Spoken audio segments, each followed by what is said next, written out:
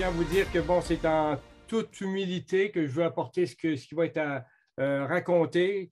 Je me considère comme un homme bien ordinaire, comme la plupart de la société québécoise ou ailleurs, pas meilleur que d'autres ici présents ou tous ceux qui écoutent.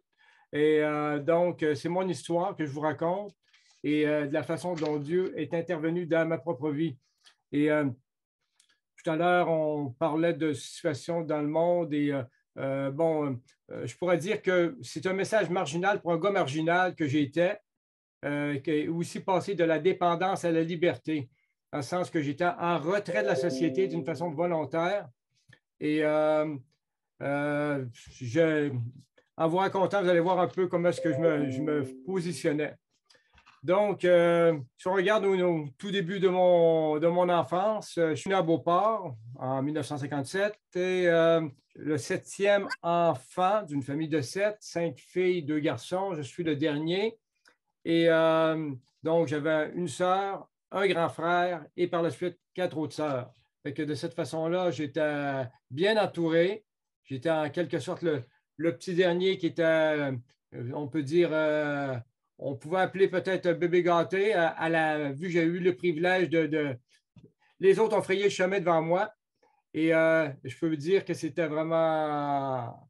On n'était pas dans une famille riche, loin de là, et c'était quelque chose de très euh, particulier quand même de voir l'unité qui se maintenait malgré tout.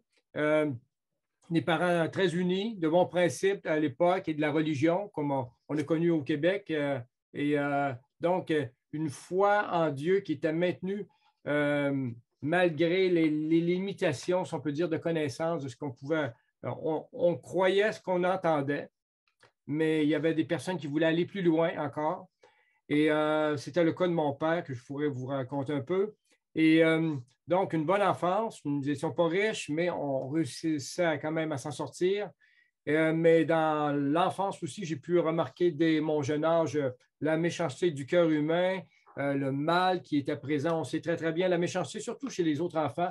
On voit déjà là la compétition, comment est-ce que ça peut être un enfant avec un autre ou une gang, comment ça peut être très, très malveillant. Et dans le sens que, bon, j'ai été témoin de bien des choses. Et moi, le premier, je n'étais pas nécessairement le mieux, le meilleur.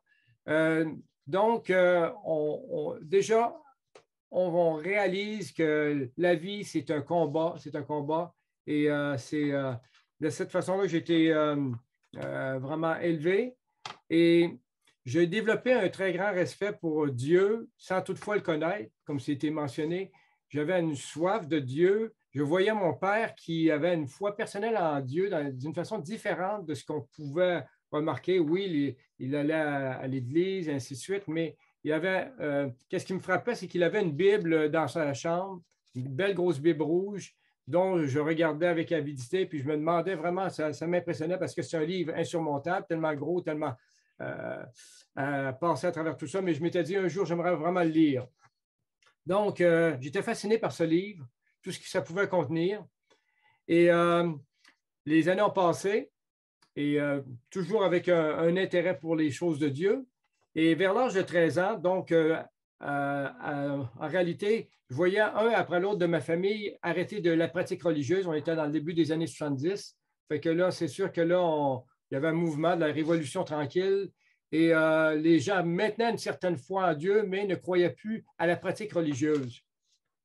Et j'étais le dernier à quitter, si on peut dire, mais je n'ai pas quitté la foi en Dieu. J'ai maintenu quand même une foi en Dieu.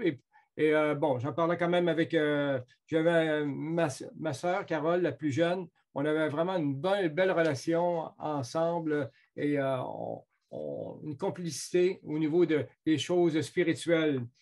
Et bon, donc, entrant dans l'adolescence, c'est là que, bon, des amis du coin, bon, on commence à avoir d'autres valeurs.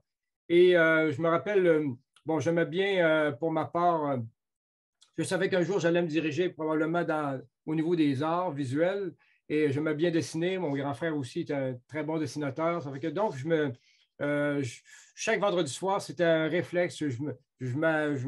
Je complétais les dessins qu'on avait faits à l'école. J'aimais ça en reproduire d'autres. Pour moi, c'était vraiment une passion. La fin de semaine, je me détendais vraiment de cette façon-là, en bricolant. Mon père aussi était un très bon bricoleur. Donc, pour moi, c'était des choses. J'aimais travailler de mes mains. Mais là, un ami arrive, puis un autre. Donc, l'horaire habituel se bouscule. Et là, les vendredis soirs, ce n'est plus pour un temps seul, puis méditatif, si on peut dire, puis constructif. Mais donc, bon, entre la musique, oui, j'aimais bien la musique déjà, je commençais à en faire.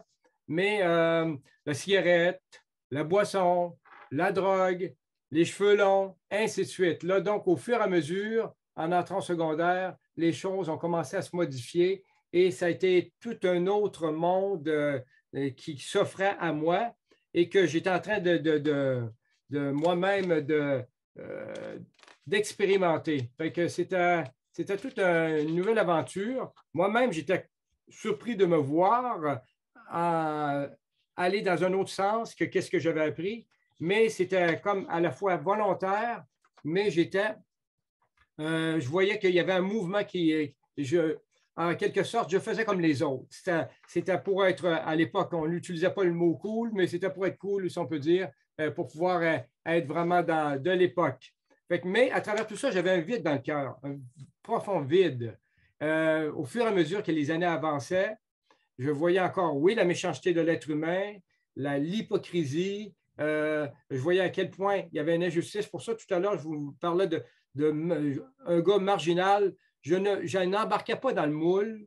Bon, je me détachais de plus en plus. Oui, les cheveux longs, ainsi de suite, ma façon d'agir, de faire, de vivre. Je n'embarquais pas dans la société. Je n'aimais pas embarquer dans cette vague qui était de plus en plus montante. Et pour moi, non, mais j'avais mes idées arrêtées, mais en étant vraiment avec mon petit groupe, si on peut dire. Donc, au secondaire, les mauvaises expériences avec la drogue. Entre autres, je me rappelle malheureusement d'un samedi soir, un bad trip que j'ai fait. C'était terrible. Un mélange de différentes drogues et avec de la boisson. Et ça avait débuté chez un de mes amis. Après, on se transfère chez mes parents. Tout d'un coup, les choses commencent à vraiment mal aller. Et c'était vraiment, vraiment une torture. Donc, c'était toute une soirée, toute une nuit. Et bon, mes parents étaient en panique, ma soeur aussi, on ne savait pas quoi faire, et mes amis aussi. Donc, là, ça m'a parlé vraiment, ça m'a secoué. Et ce qui a permis, je commence à me ralentir, sauf que je restais accroché, comme traumatisé face à cela. Je voyais que j'avais réessayé par la suite avec encore des drogues douces, mais je voyais que j'étais comme brûlé à ce niveau-là. Il y avait un traumatisme. Je ne pouvais plus continuer. Mais j'aimais quand même mes amis, et ainsi de suite. Tout le monde a continué à consommer. Fait que je me sentais un petit peu à part. Fait que finalement, donc, je me suis mis davantage à la boisson. Il me restait ça. Fait que c'est la boisson. Et donc, les sorties folles de ce monde qui nous offre, les sorties de la fin de semaine, aller au carnaval, naturellement, toutes les grosses manifestations, les gros parties publics et tout ce qu'on peut avoir. Toute occasion pour fêter. Tout était toujours une occasion de fêter. Donc, des affaires pour montrer à quel point que c'était rendu peut-être, oui, préoccupant. Je ne le voyais pas, on le trouvait drôle sur le coup, mais d'être au point de pouvoir dormir en plein show rock au centre de congrès de Québec. Fait que complètement écrasé avec d'autres, puis ayant pas connaissance, on vient me réveiller pour le spectacle qui va commencer. Ou encore être couché en plein milieu d'un autobus en revenant du carnaval avec des chums puis riant comme un fou. Ou commencer la soirée à minuit, ça, c'était pas rare. La soirée était très jeune. Ça fait que, donc, et le lendemain, pas de souvenirs. Ça fait que c'est juste pour dire que, c'était préoccupant. Mes parents étaient préoccupés, c'est sûr. Et je me demandais si je n'étais pas commencé à développer justement un problème d'alcoolisme, d'alcool. Ça fait que donc, je détestais le dimanche aussi. Le fameux dimanche, le lendemain de la veille, où tu te réveilles à midi, 1 heure, 2 heures, où tu ne te souviens pas de la moitié des choses. Ça fait que ce n'était pas une vie très, très agréable. J'étais rendu peut-être dans les 17-18 ans à ce moment-là. Mais j'avais quand même des ambitions. Je voulais quand même aller compléter mes études. J'ai fini mon secondaire et je peux dire que c'est ça. Donc, je savais que je me dirigeais dans les arts, quoique j'étais quand même, j'avais suivi toutes les matières fortes au niveau des sciences. J'aurais pu me diriger dans ce domaine-là, mais je me sentais plus attiré vers les arts. Et j'ai laissé tomber, même il y a des cours que qui ne m'étaient pas nécessaires, que j'ai finalement même échoué en raison de ma façon de vivre à l'école. Donc, en 1975, j'arrive au cégep, inscrit en arts plastiques à l'époque. Et là, je reconnais, je vois encore les arts plastiques, on était un groupe à part, les artistes, plutôt que le reste des étudiants, une aile à part. Bon, c'était très sympathique, très bien, sauf que je vois encore qu'il y a un bonheur comme insaisissable. Tu espères toujours, tu penses toujours que là, ça va être mieux, que tu vas avoir plus et ça va être agréable, mais non. Donc, une profonde déception de la société, comme je vous mentionnais tout à l'heure, des sentiments terribles de solitude à travers la foule. Parce que je me rappelle, on avait un espace, ça s'appelait le Grand Dégagement. On était assis là, puis tu voyais les gens passer, une grande salle. Mais tu te sens finalement seul dans la foule. De réelles amitiés, c'est très rare. Et il n'y a pas de solution au malaise du questionnement intérieur. Tu cherches, tu es mal, mais personne ne peut te répondre. Ces questionnements intérieurs existentiels, d'où est-ce que je viens? Hein? Pourquoi je suis sur la Terre? Et où est-ce que je m'en vais? C'était vraiment les questions qui me préoccupaient régulièrement. J'étais fasciné en regardant le ciel étoilé. L'astronomie aussi m'intéressait, toutes ces choses-là. Mais je me disais, il y a quelque chose, je savais très, très bien qu'il y avait un Dieu créateur, mais comment saisir tout cela? Donc, je me rappelle même une soirée, je revenais d'un party au cégep. Je venais d'avoir ma nouvelle voiture, tout allait bien. J'étais dans les 3 heures du matin. Je me suis dit, bon, c'est le temps, l'espace est libre sur du vallon. On va essayer, on va regarder qu'est-ce qu'elle a dedans. Fait que donc, va un peu plus vite. Et là, il y a comme une espèce de blocage bris mécanique. La roue bloque. Et là, finalement, je perds le contrôle et je me retrouve, je passe par-dessus le terre-plein et je me retrouve complètement sur la voie opposée. Heureusement, il n'y avait pas de voiture. Et là, plus tard, justement, il y a un policier qui est venu voir s'il y avait des dommages. Bon, il s'est informé que j'avais bu. Bon, j'ai dit un peu, un peu, il a été très lousse. C'est juste pour dire à quel point Dieu me protégeait parce que de tels accidents, j'en avais entendu par la suite dans les semaines et mois à venir, des personnes qui avaient eu des choses similaires et finalement qui étaient mortes, qui avaient été tuées parce qu'il y avait eu d'autres qui avaient eu comme collision. Donc, le frôle la mort, j'y pense vraiment. Oh, c'est pas bon. Et ma sœur Carole, dont je faisais allusion tout à l'heure, elle avait vraiment dans sa recherche spirituelle, elle désirait avoir une Bible. Ça fait qu'elle avait demandé à mon père de pouvoir lui en trouver une, qu'elle allait à la librairie. Et il est arrivé avec une Bible de la traduction de Louis II, que je ne connaissais pas à l'époque. Et j'étais fasciné par ce livre-là. Un coup, je l'ouvre. En l'ouvrant, il y a un mot qui me frappe les yeux vraiment et le cœur directement. C'est le mot vie éternelle. Ça me dépassait de savoir que nous pouvions avoir la vie éternelle. C'est la première fois que je voyais ce mot-là. Pourtant, on l'avait peut-être entendu antérieurement dans nos cours de religion ou à l'Église, mais de le voir écrit, de voir donc qu'il y a une vie avec une dimension éternelle. Ça me fascinait au plus haut point. Et c'était les paroles de Jésus, c'était assurément dans l'Évangile de Jean. Donc, ça m'attirait de plus en plus. Et ça donne, comme je mentionnais, mon père avait une foi personnelle en Dieu différente de ce que l'entourage pouvait avoir. Il avait commencé à fréquenter des églises évangéliques. Et il m'arrive un jour avec un livre qui s'appelait La croix et le poignard de David Wilkerson, un grand classique de l'époque des années 70.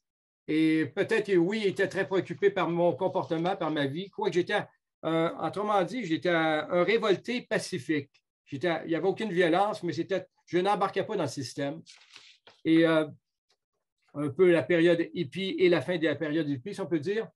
Et finalement, donc, je lis ce livre, je trouve ça très intéressant. Mais le travail se continue à se faire. En 1976, donc, ma soeur va à l'Expo Québec, une grande exposition agricole connue dans la région de Québec à l'époque. Et elle apporte de la littérature et qu'elle avait recueilli un kiosque de l'Église évangélique de Québec et de l'Église évangélique baptiste de Québec.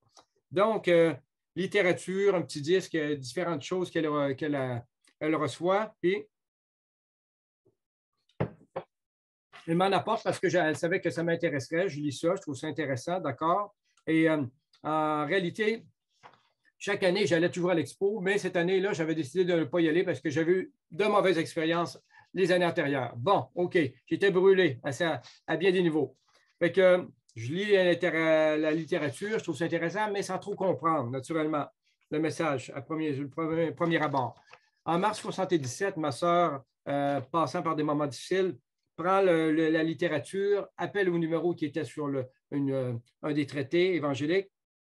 Elle se trouve à parler avec le pasteur. 2 jours plus tard, il y a une chrétienne qui vient la visiter.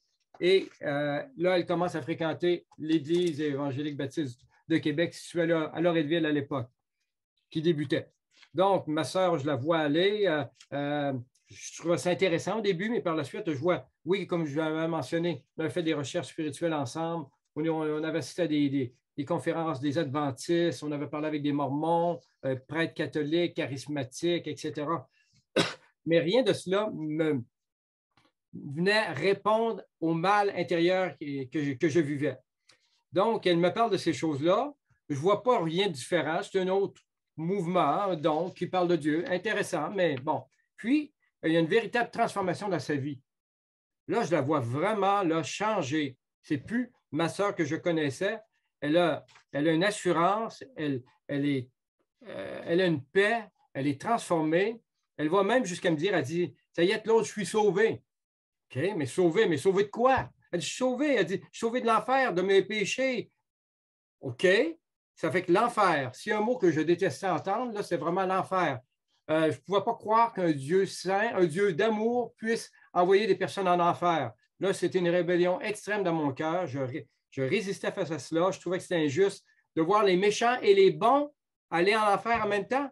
Je venais de voir un reportage à l'époque, Format 60 à Radio-Canada, avec Pierre Nadeau, je crois, puis il y avait on voyait des personnes qui avaient été torturées par d'autres dans des pays de l'Est. Et c'était, non, je ne pouvais pas croire qu'un Dieu d'amour traite du même pied d'égalité des bourreaux et finalement aussi des personnes qui étaient les victimes. Finalement, donc, je vois son amour, sa patience, et même un dimanche après-midi, elle avait été à une réunion à l'église. Donc, moi, je me levais probablement d'une brosse. Ça fait qu'elle commence à me parler encore et à me dire à quel point que c'est important pour moi de me convertir, de regarder au Seigneur. Et c'est de voir à ce moment-là que son amour, sa patience, mais elle me dit, Claude, je t'aime, je veux que Dieu t'aime, je veux vraiment qu'elle t'aille au ciel, je ne veux pas que tu ailles en enfer. Là, ça me fait réagir, là, et malheureusement, j'ai déferlé devant elle à son égard tous les blasphèmes que le Québec a pu produire et aller jusqu'à lui dire, écoute, tu as le diable dans le corps. Puis finalement, c'était comme l'effet boomerang. Je réalisais que c'était moi qui avais le diable dans le corps. J'étais complètement en hystérie. C'était vraiment, pour moi, j'étais loin de refléter l'amour de Dieu. Mais elle était patiente. Ça fait que ce dimanche-là, je m'en vais par la suite dans l'après-midi avec un de mes amis. Ça fait qu'on est en auto. On allait se promener tout simplement. Puis lui, je voyais encore avec les propos vraiment idiots que les gars ont ensemble régulièrement. Ça fait que moi, là, j'embarquais plus. Là, j'avais envie de dire, ferme-toi, je ne peux plus t'entendre. Là, j'avais un travail intérieur qui se fait dans moi, des remords. Et je m'étais dit, bon, le cœur brisé. Fait que je m'étais dit, la prochaine fois que ma soeur va me parler de l'Évangile, je veux vraiment être plus réceptif et démontrer vraiment, parce qu'on avait déjà tellement un bon lien ensemble. Et comme si cette nouvelle transformation dans son cœur, dans sa vie, cette nouvelle façon de voir, de mettre comme un mur entre moi et elle, puis j'essayais de comprendre finalement. Et quelques semaines ont passé et la personne qui était venue visiter ma sœur revient à la maison. Elle m'invite à l'église un dimanche soir. Oui, j'avais plus ou moins le temps, ça ne me tentait pas. Mais finalement, à force d'une force et gracieuse insistance, elle m'amène. Bon, je vais à l'église. Pour moi, oui, il y avait plusieurs personnes que je trouvais intéressant de voir à l'église, des jeunes, des familles. Et c'était pas juste, ça ne semblait pas un groupe de religieux cloîtrés ou quoi que ce soit. C'est vraiment des personnes qui semblaient épanouies. J'ai été touché par cela. Des gens ordinaires comme moi. Fait que oui, à l'époque, j'arrive avec mes cheveux longs, ma chemise carottée, mes jeans, mes bottes de construction. Bref, je détonnais un petit peu avec les gens qui étaient un petit peu peut-être mieux mis, mais de voir l'accueil et il n'y avait aucun jugement, je me sentais vraiment accueilli et ça me donnait le goût de retourner, effectivement. Fait que le pasteur a apporté un message. Après, il mentionne tous ceux qui sont intéressés à en savoir plus, donc de le manifester.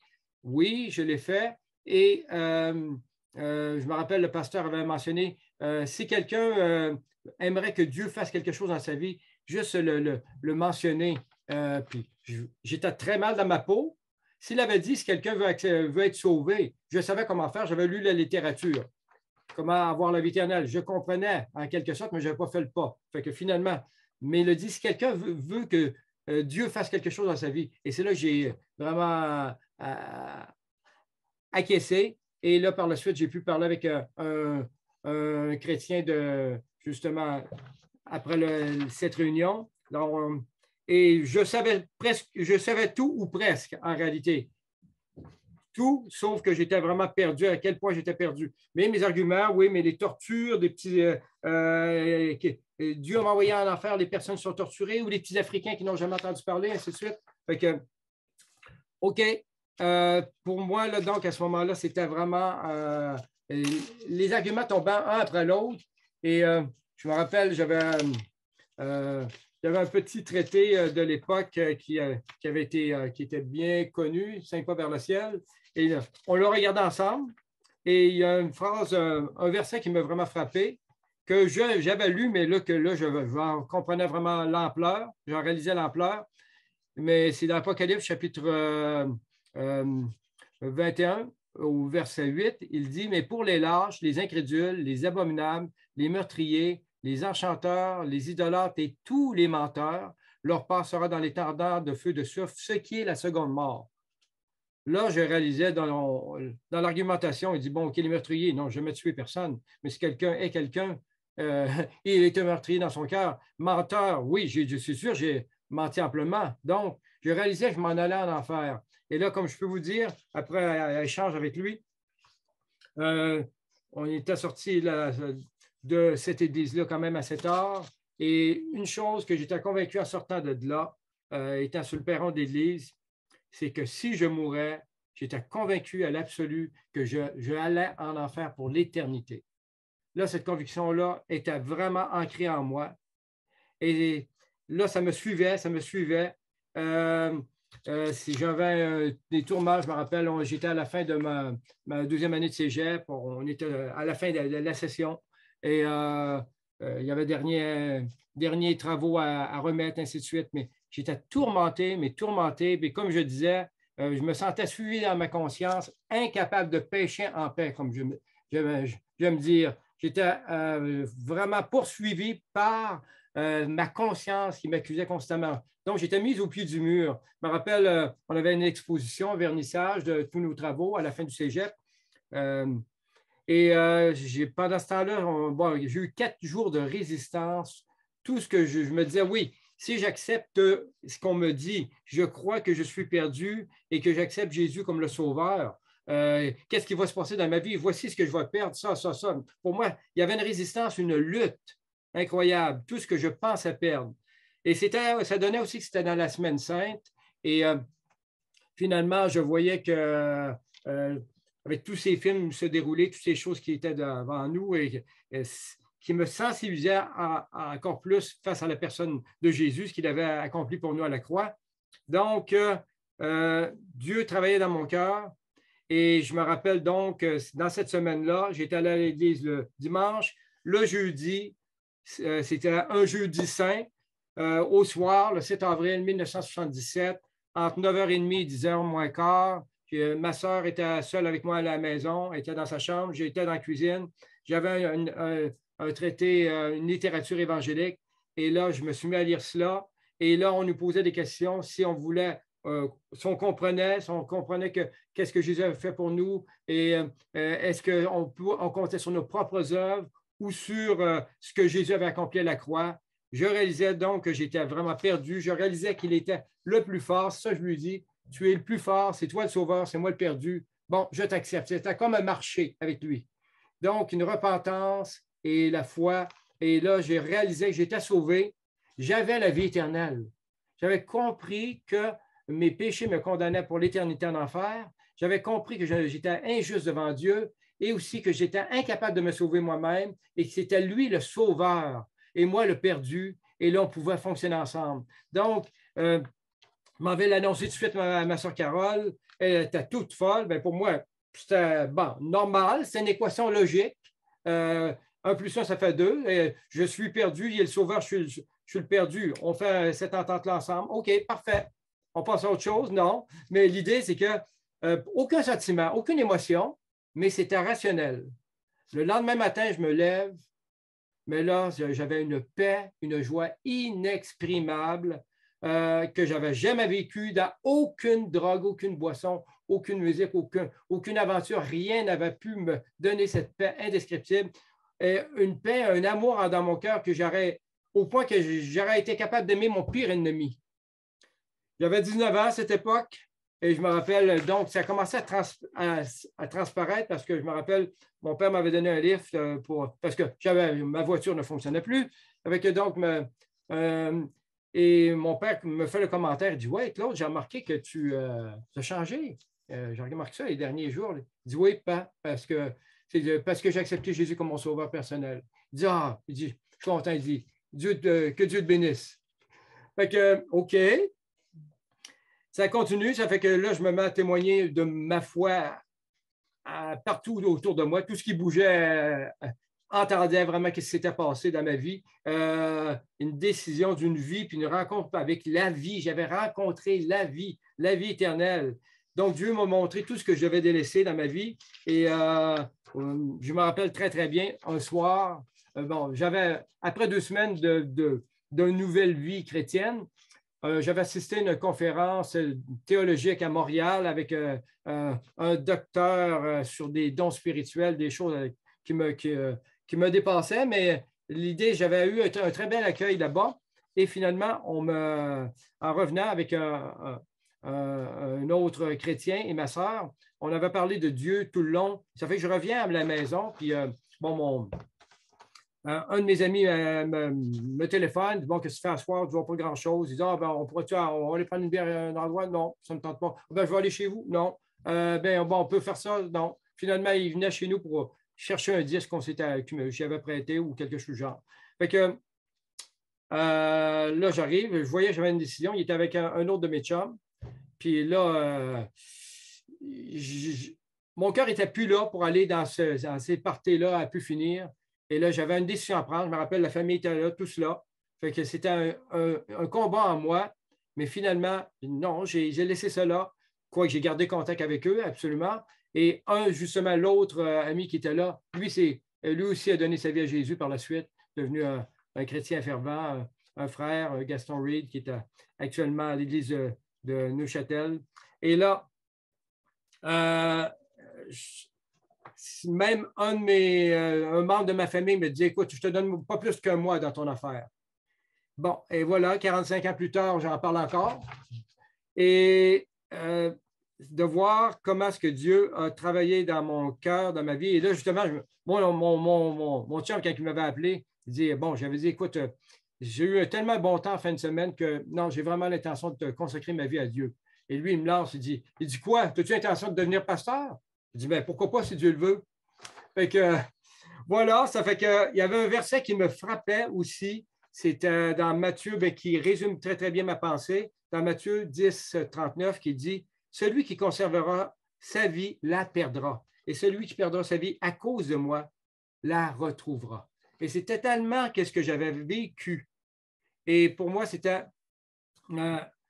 j'expérimentais, je goûtais, je comprenais enfin les Écritures, les évangiles, j'en mangeais. Pour moi, c'était une transformation radicale. Et à travers tout ça, donc, Dieu m'a accompagné à travers les années. Et je remercie tellement le Seigneur pour son amour, sa si grande patience envers moi durant toutes ces années, puis après ma conversion. Fait que mon parcours par la suite, oui, j'ai terminé mon cégep, je suis allé à l'université en arts visuels, communication graphique, au niveau de tout ce qui est de la publicité de masse. J'ai terminé mes études, j'ai fait des études théologiques et à travers tout cela, donc, j'ai commencé à être comme un serviteur, un pasteur en formation à l'Église de Québec. J'ai rencontré mon épouse, France. On s'est mariés en 1982, le 4 décembre 1982. Ça va faire 40 ans cette année, par la grâce de Dieu. Donc, j'ai servi à l'Église de Québec. Par la suite, j'avais débuté un petit groupe à Pont-Rouge. Suite à la conversion d'un frère, d'un ami à l'université, qui donc Raymond Belland, pour ne pas le nommer, et lui, dans son groupe, dans sa famille, plusieurs se sont convertis. Ça donnait naissance à une église à l'époque. Par la suite, j'ai été appelé à travailler à l'église de Baie-Saint-Paul. Et à travers tout ça aussi, j'avais maintenu pendant plusieurs années un contact avec les groupes évangéliques étudiants, ces groupes où est-ce qu'on pouvait annoncer l'Évangile. On était des jeunes croyants chrétiens et qui annonçaient auprès des étudiants. Donc, j'ai eu la responsabilité au niveau de l'Université Laval et dans 3 cégeps de la région. Et donc, par la suite, je suis allé en 82 à 84, nous sommes allés à Baie-Saint-Paul, prendre soin d'une église qui débutait.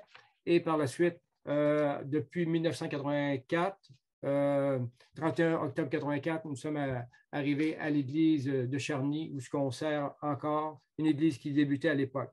Et je demeure aussi en contact avec l'église de Charlevoix, que j'avais connue antérieurement. Donc, tout ça pour dire que Dieu sait vraiment transformer des vies, nous prendre dans les fonds de poubelle, si on peut dire, et nous amener à une vie qui peut être utile et faire une différence sur cette terre. Et cette bonne nouvelle est aussi pour vous, pour chacun d'entre vous qui écoutez, qui ne veut pas encore passer par cette expérience. Et c'est en réalité, Jésus, Dieu est le Créateur. Nous sommes les créatures. Et il n'y a pas aucun, tout comme nous respirons, nous avons chacun d'entre nous besoin de respirer de l'air, de boire de l'eau, de dormir, de manger. Nous sommes tous égaux à ses yeux. Donc, il n'y a pas aucune, ce n'est pas une question d'opinion. Ce n'est pas une question, OK, tu vois ça de même, puis ça. C'est l'unique façon de passer de la mort à la vie éternelle. Et Dieu, notre Créateur, veut le meilleur pour nous. Jésus, le Dieu des cieux, est descendu sur cette terre. Dans près d'un mois, on va célébrer la naissance du Sauveur, celui qui est venu sur cette terre, le Dieu qui s'est incarné et qui est venu dans un but spécifique, nous donner la vie éternelle. Il est mort pour chacun d'entre nous. Donc, comment obtenir cette vie éternelle-là? Parce que c'est quelque chose qui est réel, c'est maintenant qu'il faut que ça se fasse. Et c'est quelque chose qu'on ne peut pas remettre à demain. Cette semaine, chacun d'entre nous au Québec, on a vécu que, on a passé d'une saison à une autre d'une façon très rapide. Et ceux qui n'étaient pas prêts, ceux qui n'avaient pas leurs pneus d'hiver, ou ceux qui, donc, les aménagements au niveau de la maison n'étaient pas prêts, ils ont été pris par surprise. Mais si nous étions prêts, nos abris d'auto ou quoi que ce soit, toutes ces choses-là, nos pelles sorties, et à ce moment-là, on rentre dans cette transition-là. On est prêt. Ça ne nous prend pas comme par surprise, comme le déluge. Mais l'idée, c'est que l'éternité, c'est une réalité. Elle est à nos portes. On ne sait pas quand est-ce qu'on va rentrer dans l'éternité, mais nous devons nous y préparer. Si on ne prend pas ça à la légère, puis pourtant c'est une réalité, on va vraiment être surpris. En réalité, en tant qu'être humain, on planifie, hein? On planifie nos études, notre carrière, on planifie la construction de notre maison ou de notre chalet, on va planifier nos vacances d'été ou à l'étranger, on va planifier notre partie de pêche, notre fin de semaine de chasse, notre rencontre ou un voyage d'affaires important. On planifie. On planifie le budget de famille ou de l'entreprise, notre retraite, notre lieu de résidence. On va même planifier au niveau de notre décès en faisant des pré-arrangements funéraires. Et tout ça, ça s'arrête là. Hein? Est-ce qu'il y a quelque chose qui se produit après la mort? Oui, absolument. Et l'éternité, est-ce qu'on y a pensé? Est-ce qu'on l'a planifié? Parce que c'est aussi réel que je dois aller sortir mes vidanges parce que je sais que le camion passe demain. C'est une réalité, ça va arriver. Donc, après la mort, c'est le début de l'éternité. Et Dieu nous dit que pour y rentrer, il faut être parfait. Entrer au ciel, il faut être parfait. Bon, ben, tout le monde se disqualifie en partant. Parce que la Bible nous dit très bien dans Romains 3, 23, il n'y a pas de distinction. Tous ont péché et sont privés de la gloire de Dieu. Et de même, Paul, dans son épître, Saint Paul va dire, Romains 6, 23, il va dire de même, car le salaire du péché, c'est la mort. Donc, tu pêches, tu meurs. C'est la réalité. Et on sait que nous avons tous besoin d'être pardonnés, nous avons besoin d'un sauveur, nous avons besoin d'une certitude et nous avons besoin aussi de la vie éternelle. Nous avons été créés pour vivre. Nous aimons la vie. Hein, tout ce qu'on peut voir autour, que ce soit la naissance, que ce soit la nature, on aime la vie, on mord dans la vie. Mais donc, nous avons un choix. Qu'est-ce qu'on va faire avec cela maintenant? La vie ne s'arrête pas à la tombe, la vie ne s'arrête pas sur cette terre. Dieu a créé quelque chose pour... C'est impensable que Dieu, qui est la vie lui-même, éternelle, ait créé des choses qui vont s'arrêter, qui vont se détruire, qui vont se faire mal. C'est impensable. Il s'est passé quelque chose et c'est le péché, c'est l'intervention, c'est le diable qui est venu tout chambouler le plan de Dieu, mais essayer de saboter. Mais Dieu est intervenu, il avait son plan, Jésus devait venir. Donc, il y a une très mauvaise nouvelle. Nous sommes tous décomptés et seul Dieu connaît nos jours. Mais il y a une très bonne nouvelle. Dieu nous donne du temps pour nous pouvoir nous tourner vers lui. Et c'est maintenant. Attendons pas demain. La seule journée pour laquelle on peut être certain, c'est aujourd'hui ou une partie d'aujourd'hui. Parce qu'il va y avoir un jour qu'on ne fera pas 24 heures dans notre vie. Il faut s'entendre à ça. Hein? C'est une réalité actuelle. Et on est écrit pour la vie, oui, mais malheureusement, on meurt. Donc, c'est quelque chose qui nous dépasse. On déteste la mort. Ça vient complètement briser tous les beaux projets, les réunions familiales, la famille, les amis. Et donc, pour pouvoir entrer au ciel, il y a une seule condition, c'est d'être couvert du sang de Jésus. Parce que Jésus, à sa mort, il a laissé couler son sang pour nous à la croix. Autrement dit, il y a eu un grand transfert, un grand échange. À la croix, Jésus mourant pour des péchés qu'il n'avait jamais commis, lui qui était parfait, c'est tout simplement, c'est que nous, les pécheurs, il a pris nos péchés et les a acceptés qu'ils soient transférés sur lui. Et celui qui croit en Jésus, qui croit que Jésus est en train de payer la pénalité de ses péchés à chacun d'entre nous, il y a un transfert de justice. L'injuste devient juste et le juste a été considéré comme injuste. C'est ça qui est renversant. Et c'est Dieu qui veut absolument nous avoir avec lui. Il a payé le gros prix. Il veut absolument nous avoir avec lui. Il est prêt à payer jusqu'à donner la mort, son fils qui allait mourir pour nous et qui allait être finalement la victime, celui qui allait prendre notre place et qui allait être le sauveur dont on avait vraiment tous désespérément besoin. Et il y a le grand théologien Saint Augustin du 4e, 5e siècle a dit, parlant justement du fait qu'on est créé pour vivre pour Dieu, il dit, tu nous as fait pour toi, ô Dieu, et notre cœur est sans repos jusqu'à ce qu'il se repose en toi. Et c'est vraiment cela. On n'est pas en paix tant qu'on n'a pas trouvé Dieu. Et de même, Blaise Pascal, pour sa part, le grand philosophe et écrivain du 17e siècle, a dit, il y a dans le cœur de chaque homme un vide en forme de Dieu et nul autre que lui ne peut le combler. Donc, je termine avec deux versets frappants qui résument vraiment la pensée, le plan de Dieu pour l'humanité. Un texte qui est bien connu, mais qui est bon d'être entendu et d'être compris, d'être saisi surtout. C'est dans l'Évangile de Jean, chapitre 3, au verset 16, où Jésus lui-même dit, parlant à Nicodème, un docteur des Juifs, il mentionne que « Car Dieu a tant aimé le monde qu'il a donné son Fils unique, afin que quiconque croit en lui ne périsse point, mais qu'il ait la vie éternelle. Donc, c'est accessible à tous et chacun. Le quiconque, le monde, mettons notre nom là, c'est nous ça. Et Jésus lui-même a déclaré, je suis le chemin, la vérité et la vie. Nul ne vient au Père que par moi. En croyant cela, en croyant que Jésus est le chemin qui nous mène à Dieu, qu'il est l'ultime vérité et qu'il est la vie éternelle, nous pouvons aller au Père. Il est le pont qui nous amène vers Dieu. Entre nous et Dieu, il y a un fossé, il est le pont. Et la mort n'aura plus le même sens. En réalité, la mort va devenir la porte d'entrée vers la lumière éternelle et nous allons être dans sa présence pour toujours. Et une fois mort, en réalité, nous avons une nouvelle adresse qui s'appelle le ciel. Et le chemin pour s'y rendre qu'on a pris, c'est Jésus. Et le coût du voyage, c'est totalement gratuit, payé par le sang de Jésus à la croix.